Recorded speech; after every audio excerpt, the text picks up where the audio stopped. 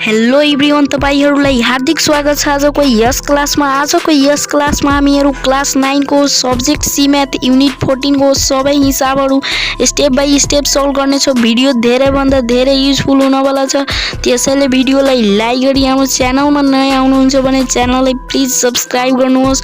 अब हामीहरु भिडियोलाई सुरु गरौँ। सर्वप्रथम युनिट 14 को अभ्यास 14 मा साथीहरु रहेको छ।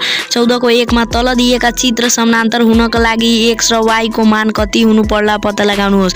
साथीहरु यसमा 6 वटा क्वेशनहरु रहेका छन्। अब हामीहरु पालै पालै 6 वटा क्वेशनको उत्तर हेर्ने छौं।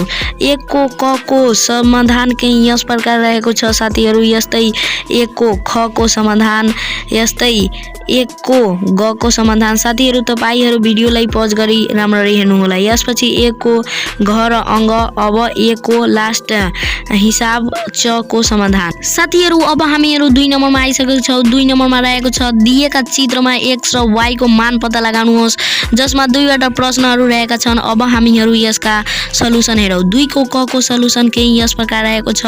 यस्तै साथीहरु यसको अलि बाँकी पार्ट यहाँ राखिएको छ, तपाईहरु पज गरी अलि राम्ररी हेर्नु होला। यसपछि 2 को ख को सलुसन चाहिँ यस प्रकार रहेको छ। अब हामीहरु 3 मा आइसकेका छौं। 3 नम्बरमा जसमा रहेको छ सँगै चित्रमा समबाहु चतुर्भुज हो।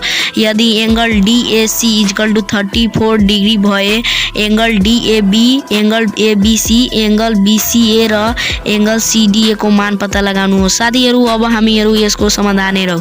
यसको समाधान साथीहरु चाहिँ यस प्रकार रहेको छ, तपाईहरु राम्ररी हेर्नु होला।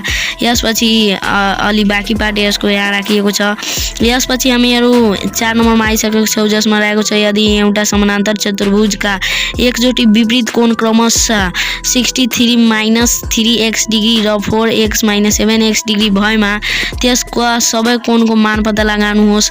साथीहरु अब हामीहरु यसको सलुसन हेर्ने नै छौं। तपाईहरु हाम्रो च्यानलमा नयाँ हुनुहुन्छ भने च्यानललाई प्लिज सब्स्क्राइब गर्नुहोस्।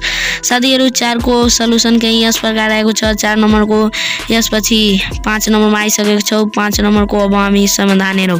5 को समाधान चाहिँ यस प्रकार रहेको छ, तपाईहरु यसलाई राम्ररी हेर्नु होला। यसपछि हामीहरु 6 नम्बरमा आइसकेको छौं। 6 नम्बरमा रहेको छ PQRS एउटा समानान्तर चतुर्भुज हो।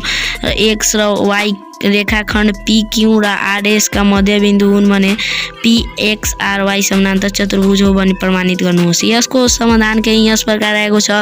यसपछि हाम्रो 7 नम्बरमा आइसकेको छौं। 7 नम्बरको अब हामीहरु सलुसन हेरौं। 7 को सलुसन साथीहरु चाहिँ यस प्रकार रहेको छ। यस्तै अब हामीहरु 8 नम्बरमा आइसकेको छौं। 8 को समाधान चाहिँ यस प्रकार रहेको छ। अब हामीहरु अन्तको सबैभन्दा लास्ट हिसाब 9 नम्बरमा आइसकेको छौं। 9 नम्बरको समाधान चाहिँ यस प्रकार रहेको छ। साथीहरु तपाईले हाम्रो भिडियो सम्बन्धी कुनै सजेसन दिनु छ भने प्लिज कमेन्ट बक्समा कमेन्ट गर्नुहोस् र क्लास 9 को युनिट 9, युनिट 14 र युनिट 15 को एक्सरसाइजको लिंक मैले डिस्क्रिप्सनमा दिएको छु, त्यसलाई पनि अवश्य हेर्नु होला। र हाम्रो च्यानलमा नयाँ हुनुहुन्छ भने च्यानललाई सब्स्क्राइब गरी बेल आइकन प्रेस गर्नुहोस्। And thanks for watching this video.